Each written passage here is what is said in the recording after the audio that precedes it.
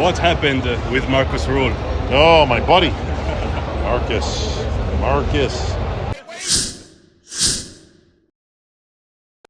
Okay. Buongiorno da Italia Bodybuilding, abbiamo di nuovo l'onore di accogliere tra di noi una vera icona del bodybuilding, la voce del bodybuilding mondiale, Bob Cicherillo. Nice to meet you again. Good to see you again.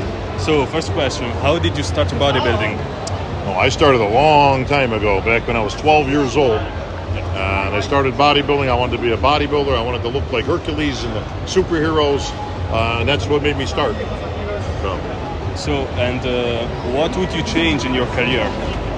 Oh, there's a lot I would change. If I had to go back, I would have done things very simple. When I started, it was simple. And as I kept going, you get more education, you start researching, you start changing things. And the more I changed things, the worse I got. So eventually I went back to the simpler times. Okay. Just keeping things even and simple. Just be consistent, train hard, eat well, and then you get ready for a competition. And that seemed to work. Simpler is better. And who is your favorite bodybuilder in each division? Well, we only had men's open back then. There was men's bodybuilding, and then there was the women's bodybuilding. I mean now. And that was it. Now? I like Samson a lot. Very good physique. Tall, big, beautiful shape. Hadi Chupan I like very much. Beirut Tabani I like very much. Two of our superstars from Iran. Great bodybuilders. There's a handful of good ones that I like. But those are probably my top three right now. Okay. Andrew Jack, I like a lot. Big guy, a lot of muscle, great look. Definitely should be a future Olympian. Okay. 212? Oh, you got to go with Keon Pearson. I mean, this guy's just incredible. I mean, that's a physique that you're not going to see a lot of. He could easily, I think, contend to beat Flex Lewis's record of 7 if he stays in the 212. If he goes to the Open, he could hang with the big boys. Classic. Well, Bumstead, but he's retired now, so now we got to pick a new guy. Yeah. I very much like Logan Franklin. I like what he brings. Matthew Grego is another new guy. Mike Sommerfeld, probably the heir to the throne, but he's got good competition that he's going to have to go against. So you've got some, Terrence Ruffin, another good physique, not the biggest guy, but put together very well. So this is going to be a real good competition at the Olympia this year. And that seat's open. Chris Bumstead's gone. He's retired. We're going to have a new champion this year. Yeah. Men's physique. Ryan Terry, 2-time champ now. Going for number 3, Ali Bilal.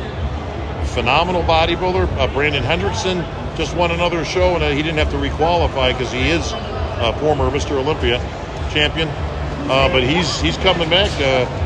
And Aaron Banks, again, kind of reestablished himself, so he'll be back in the mix. I think it's going to come down to Ryan Terry and Ali Bilal. And what about Italian bodybuilders? Who's your favorite for each division? Oh boy, wow! For each division, I don't know if I even know all the bodybuilders, but Andre Presti's still out there, working hard. He's good. He's got to bring up some parts, but he's done very well. Trying to think of men's physique. I got to think of his name. Forgetting his name right now. But he's a top guy. It'll come to me in a minute. Riccardo Croce? Yes, Croce. I know I was drawing blank. Riccardo Croce is a very good bodybuilder. He's done very well. Tougher when you get to the Olympia. But we need more Italians in there. We don't have a lot. Yeah. So hopefully these guys will be getting better as they go and qualifying and getting to the Olympia. But we need more from the homeland. Yeah, and in 212 we have Zagarella, top 6 Olympia. Yeah, he's been coming along. He needs to thicken up a little bit, but he's going to have a very tough time against Keon Pearson because Keon Pearson is put together so well. Yeah. You still got Clarita, who's there. I think maybe he might be on the back end of his career.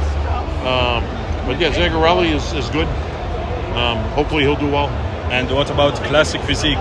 We have Emanuele Ricotti And we have a new one who's already qualified for the 2025 Mr. Olympia, Andrea Mammoli.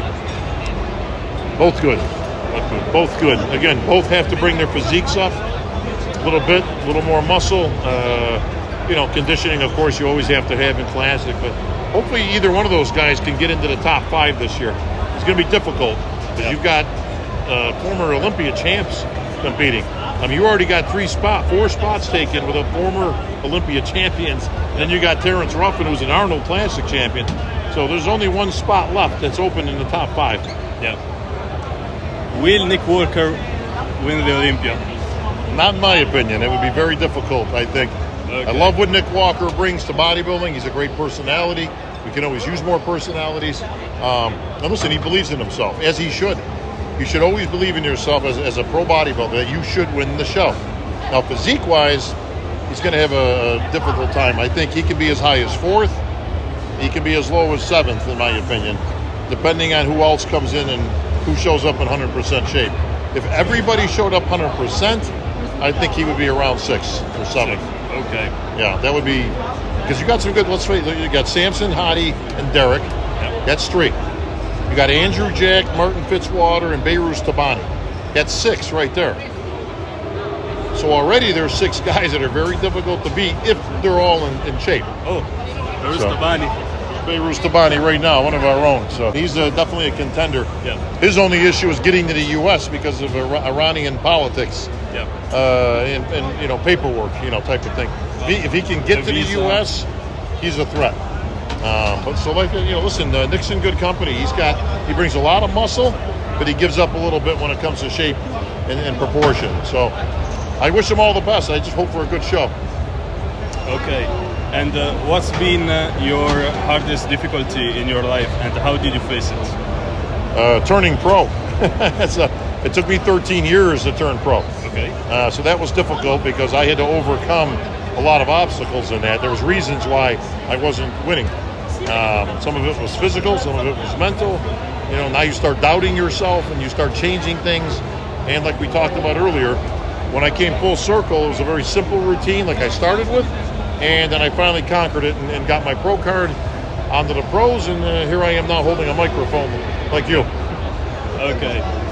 And what happened with Marcus Rule? Oh, my buddy.